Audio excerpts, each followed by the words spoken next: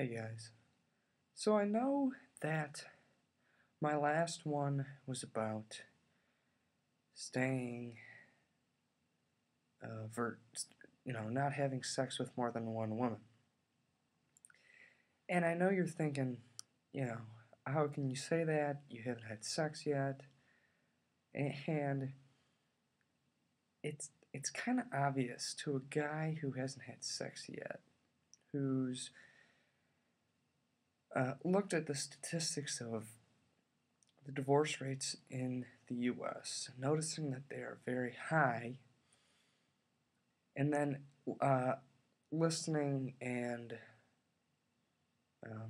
talking with a man named Jason Everett, who is a very highly well known uh, speaker over purity. He had mentioned that men have this thing in their brain that basically when they see porn or they have sex with a woman, they remember it. And that remembrance turns into a fantasy.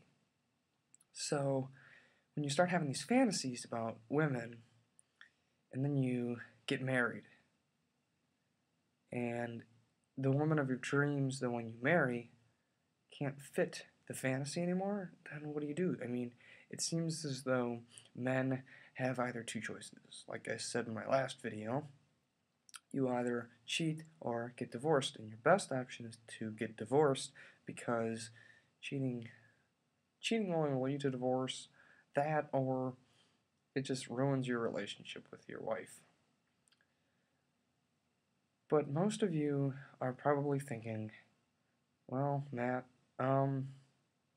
see, I'm a bit confused because you're basically telling me that I shouldn't lust for a woman. I shouldn't think sexual thoughts. I'm not telling you what to think. I'm telling you that God gave us men a clean slate. He basically said to us, guys, I'm going to make women amazingly beautiful. I'm going to make them really hot. Because if I didn't, then none of you would like them. God already knows that we are sexual beings. The guy set us up to be a sexual being. If we weren't, then the population wouldn't be growing too much. Right? If God didn't give us all these hormones and then say, I'm going to make women just amazingly beautiful, then it would be a waste of our time. Remember that Eve was created out of men, out of Adam. So God obviously had a plan with that. And I think he was thinking, well, if I'm going to make a woman, I might as well make her beautiful enough that this guy with all these sexual hormones just racing through his body on a constant basis will go, oh my goodness. Oh my goodness.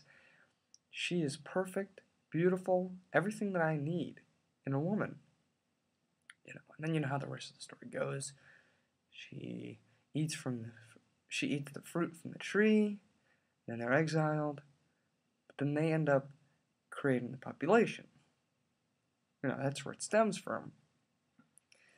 So, if God didn't create Eve from Adam, she wouldn't be perfect enough for him.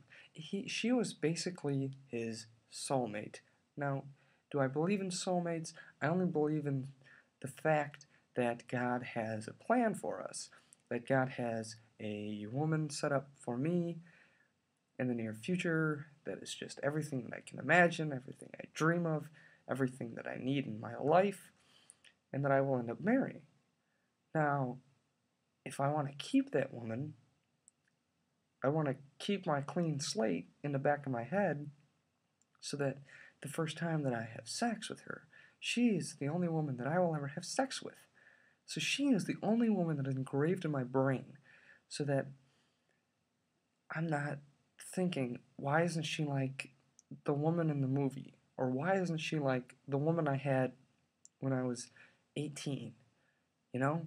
Why isn't she like the first time? Because then she is the first time. She is the one and only person that I want to be with. Because, and honestly, guys, when it comes down to a sexual relationship,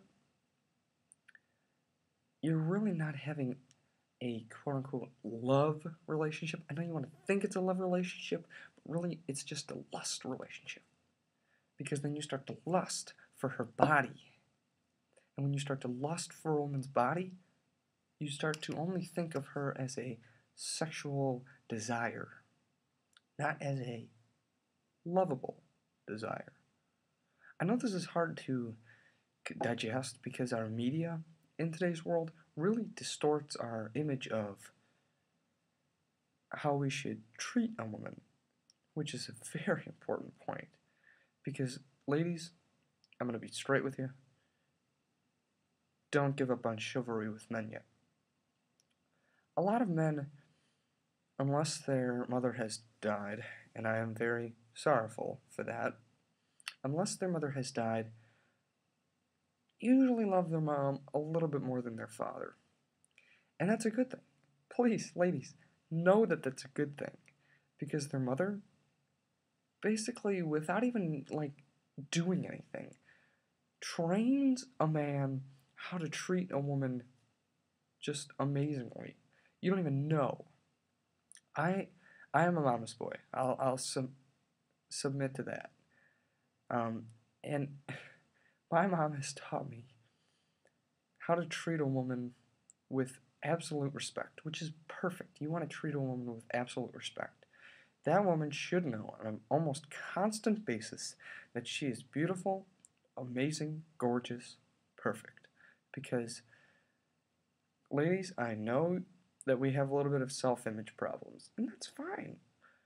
Men understand that. But if men were smart enough, and I'm not saying that we're dumb, I'm not saying that we're a stupid species, I'm saying that men seem to have a problem telling you that you are everything that he needs. And you should. You should be told. Because by the time that you're not, then you keep thinking, am I? Am I enough for him? Do I do enough for you? Ladies, you do. You do sometimes more than you need to. And when a guy starts not telling you that you're doing enough, then you get a little crazy. I won't lie. So guys, be a little chivalrous. She's like your queen.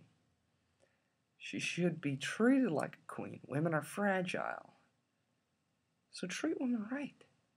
Ladies, chivalry isn't dead yet. Don't give up on men. And I know you go through this bad boy stage where you just need the chase, but seriously, nice guys like myself, we're out there. And we're waiting. We know that there are beautiful women out there. Just, we're looking. So, thanks for listening, guys.